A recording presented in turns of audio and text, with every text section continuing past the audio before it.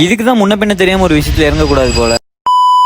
Welcome to day 41 of நான் கப்பி form உருவாக்க போறேன். நான் இன்னைக்கு ஒரு பெரிய லாஸ்ல இருந்து தப்பிச்சேன். நம்ம எப்பயுமே பிசினஸ் பண்றப்போ இந்த முக்கியமான விஷயமே லாஸ் தான். ப்ராஃபிட் மட்டும் இருக்காது எந்த பிசினஸ்லயுமே, எல்லாத்துலயுமே லாஸும் இருக்கும். இன்னைக்கு எனக்கு நடந்தது என்னமோ ரொம்ப சின்ன விஷயம் தான், ஆனா அதுல இருந்து ஒரு பெரிய விஷயத்த நான் கத்துக்கிட்டேன். அது என்ன ஏதுன்னு நீங்க தெரிஞ்சுக்கணும்னா இந்த வீடியோ ஃபுல்லா பாருங்க கடைசி வரை. என்ன நடந்துச்சுன்னா, வீட்டுல சும்மா இருந்தப்ப ஃப்ரிட்ஜ் பாக்ஸ் வாங்கலாம்னு சொல்லிட்டு போனோம். தேடி பார்த்தோம், ஒரு 5-6 ஃப்ரிட்ஜ் பாக்ஸ் வாங்கலான்ற பிளான்ல தான் போனோம். ஆனா எங்களுக்கு பெருசா கிடைக்கல. மொத்தமாவே 2 தான் கிடைச்சது, 2 காயிலாங்கடையில இருந்து. சரின்னு சொல்லிட்டு வாங்கிட்டோம். அந்த ரெண்டையும் பைக்லயே வச்சு கஷ்டப்பட்டு தூக்கிட்டு வந்து வீட்டுல இறக்கி வச்சிட்டோம். இறக்கிட்டு வழக்கம் போல கழுவலாம்னு சொல்லி ஆரம்பிச்சு எல்லாத்தையுமே தெளிவா கழுவ ஆரம்பிச்சிட்டோம். ஃபர்ஸ்ட் அதுல இருந்து ஒயர்லாம் வெட்டிட்டோம். மெயினா அதான் ஃபர்ஸ்ட் நம்ம எப்பயுமே பண்ணுவோம் ஒரு ஃப்ரிட்ஜ் பாக்ஸ் வாங்கினா. அதுக்கடுத்து சும்மா தண்ணி ஊத்தி இருக்க மண்ணெல்லாம் அலசி எடுத்து, சும்மா இந்த மாதிரி தண்ணி ஊத்துறப்பே இருக்க மண்ணெல்லாம் மோஸ்டா வந்துடும். அதுக்கடுத்து ஒவ்வொரு கரை மட்டும் நல்லா அப்பி இருக்கும். அதெல்லாம் எப்படின்னா இந்த விம் ஜெல் வச்சு நீங்க நல்லா தேய்ச்சி ஸ்க்ரப் பண்ணி எடுத்துறோம். மறுபடியும் நம்ம விம் ஜெல் போட்டு கழுவணும்ல, கழுவுனதுக்கு அப்புறம் அதை அப்படியே சும்மா தண்ணி ஊத்தி நல்லா அலசி வெயில் ஒரு மணி நேரம் கிட்ட காய வச்சிடும். நல்லா காஞ்சதுக்கு அப்புறம் எடுத்து பேட்ச் ஒர்க் பார்க்க ஆரம்பிச்சிருவோம்.